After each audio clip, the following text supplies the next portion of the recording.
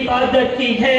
एक दो बार ना हो चुका वो नहीं होना भीड़ जान से ज्यादा इस वतन से मोहब्बत की है। यौम आजादी की रस्मों को निभाई है हमने यहाँ। गोलियां सीनों और सरों पर उलमाओं ने खाई है यहाँ। जय हिंद का नारा हमने दिया है यहाँ। इस अंधेरे में उजाला हमने दिया है यहाँ। यौम आजादी का कासा पलट गया होता, अगर हम ना होते तो ये भारत भी मिट गया होता। हर सिमत मचलती किरणों ने अब सूने शबे गम तोड़ा है। हम जाग उठेंगे ये दीवाने, दुनिया को जगा के दम लेंगे। अब बस में जहां महकाएंगे या खून में नहा के दम लेंगे। अब सोचा के भिवंडी वाले अब कुछ भी हो हर हाल में हक अपना लेके रहेंगे। सुनो मैं चौगलक दिल्लू, सुन ले छोटी चप्पल कैद की, सुन ले समाजवादी वालों। इज्जत से दिए तो छीनेंगे वरना जाम शहादत पी लेंगे। स्टेज पे बैठे हुए मजलिस इत्तेहादुल मुस्लिमीन के तमाम जिम्मेदारान, हैदराबाद से आए हुए हमारे सीनियर लीडर अतर फारूकी साहब व भिवंडी मजलिस इत्तेहादुल मुस्लिमीन के जिम्मेदार व हाज़रीन मजलिस इत्तेहादुल मुस्लिमीन, पर्दा नशीन सुनने वाली मेरी माँ और बहनों, अस्सलाम वालेकुम व रहमतुल्लाहि व बरकातहू। मेरे अजीज दोस्तों और बुजुर्गों, आप जानते हैं कि पूरे हिंदुस्तान का माहौल आज क्या हो चुका है। हर कोई हर 10 दिन 15 दिन पर रसूल गिरामी वकार सल्लल्लाहु अलैहि वसल्लम की शान में गुस्ताखी करता है। वो रामगिरी महाराज नबी की शान में गुस्ताखी किया और गुस्ताखी करने के बाद रामगिरी महाराज कहता है कि इतना बवाल होगा मुझे तो पता नहीं होगा। और रामगिरी महाराज वो टकले वो गंजे सुन ले कि जो कौम अपने नबी का वजू का पानी जमीन पर गिरने नहीं देती, वो कौम अपने नबी की शान में गुस्ताखी को कैसे बर्दाश्त करेगी।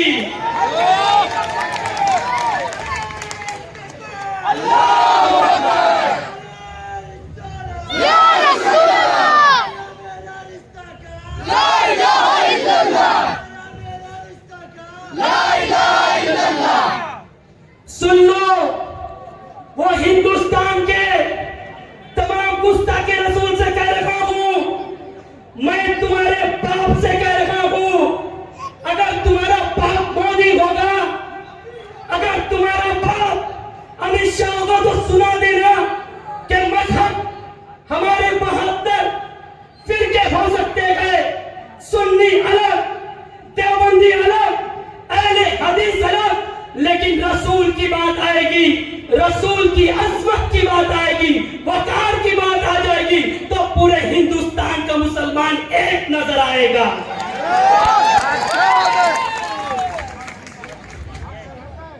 आज मैं पूछना चाहता हूं, वो भिवंडी के तमाम लीडरों से रवीश मोमिन सवाल कर रहा है, वो कांग्रेस पार्टी के वो रशीद ताहिर से रवीश मोमिन सवाल कर रहा है, समाजवादी का लीडर वो रियाज आजमी से रवीश मोमिन सवाल कर रहा है।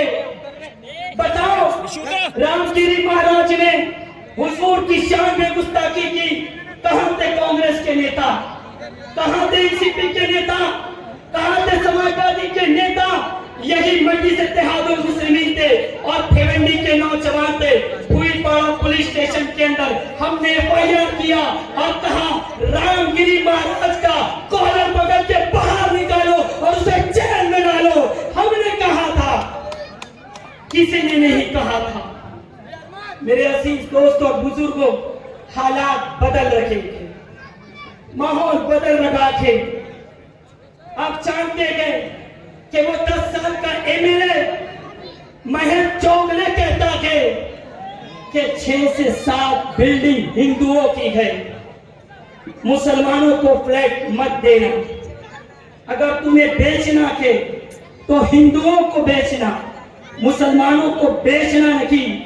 तो वो मैं महज चौगले से कह रहा हूं, वो टिल्लू, वो 1.5 फुट का मैं चौगले सुन ले, अगर हम अपनी वाली पे आ जाएगी तू क्या तेरे बाप से भी फ्लैट लेके दिखा सकते हैं हम।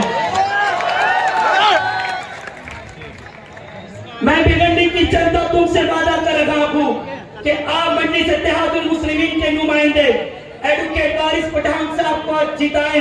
मैं तुमसे वादा कर रहा हूं, किसी के माई के लाल में ये ताकत नहीं होगी कि मुसलमानों को फ्लैट बेचने से या खरीदने से रोक के दिखा सके। आप हमारे नुमाइंदे को कामयाब करें।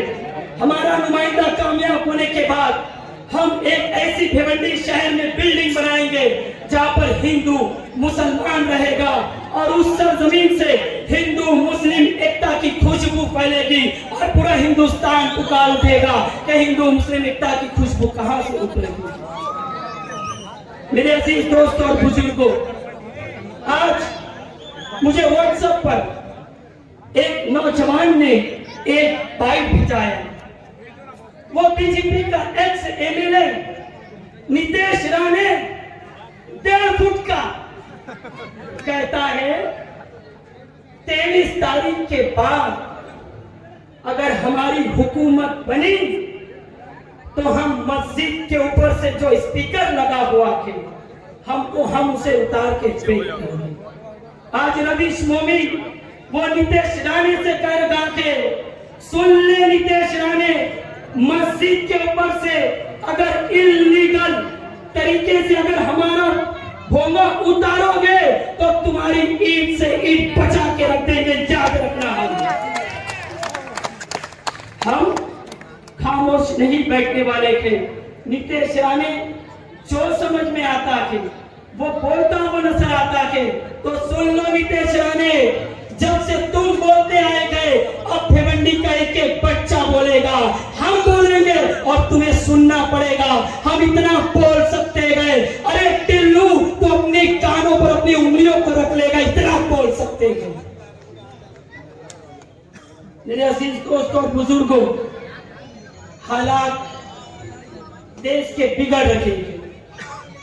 भिवंडी शहर के हालात ये हो चुके हैं कि भिवंडी शहर में रोड चलने के लिए नहीं, कौन आपके लिए? मजलिस इत्तेहादुल मुस्लिमीन खड़ा है। नबी की शान में गुस्ताखी हुई, भिवंडी शहर में कौन खड़ा है? मजलिस इत्तेहादुल मुस्लिमीन खड़ी है।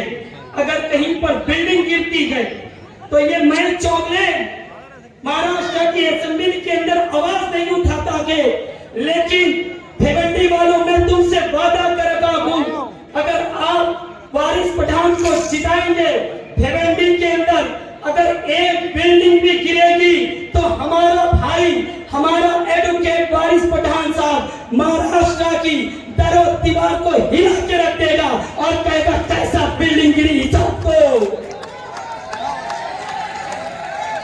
भिवंडी की विधानसभा के अंदर वो टिल्लू मैं चौगले 1.5 फुट का वो गूंगा, उसकी जरूरत नहीं है। भिवंडी की विधानसभा के अंदर शेरों की जरूरत है और शेर एडवोकेट वारिस पठान साहब के हमारा। आप याद रखें, आने वाले पोलिंग के दिन उमड़ते हुए सैलाब की तरह मैं भिवंडी की मेरी इज्जतदार माँ और बहनों से कह रहा हूं, मैं मेरे नौजवानों से कह रहा हूं, मैं मेरे बुजुर्गों से भीख मांग रहा हूं कि आप अपना कीमती वोट जाय ना करें। आप अपना कीमती वोट मजलिस इत्तेहादुल मुस्लिमीन को दें। हमारा इम्तियाजी निशान है पतंग। क्या नाम है? 20 तारीख के दिन क्या उड़ाना है? तुम्हारी तरक्की का निशान वो मेरी मेरी बहनें खामोश बैठी है। भिवंडी के विकास का निशान क्या गए, हमारी तरक्की का निशान क्या गए, हमारी शरीयत बचाने वाली पार्टी का निशान क्या गए, मजलूमों की आवाज का निशान क्या गए। 20 तारीख के दिन क्या उड़ेगी आसमान में, पतंग पतंग पतंग। फिर एक मरतबा मैं भिवंडी की जनता का बहुत बहुत शुक्रगुजार हूँ कि आप इतनी बड़ी तादाद के अंदर आए, और यही उम्मीद करता हूँ, यही जुनून, यही जज्बे के साथ आप मजलिस इत्तेहादुल मुस्लिमीन को कामयाब करेंगे। आपने समाजवादी को आजमाया, आपने कांग्रेस को आजमाया, आपने एनसीपी को आजमाया, आज रवीश मोमिन हाथ जोड़कर अपने शहर की जनता से, अपने शहर के नौजवानों से, मेरे बुजुर्गों से, मेरी इज्जतदार मां बहनों से रिक्वेस्ट करता है कि आप एक मर्तबा हमें मौका दे दो। वल्लाह कह रहा हूं, इस शहर की जो तकदीर है एडवोकेट वारिस पठान बदल देगा। जय हिंद, जय महाराष्ट्र, जय भिवंडी।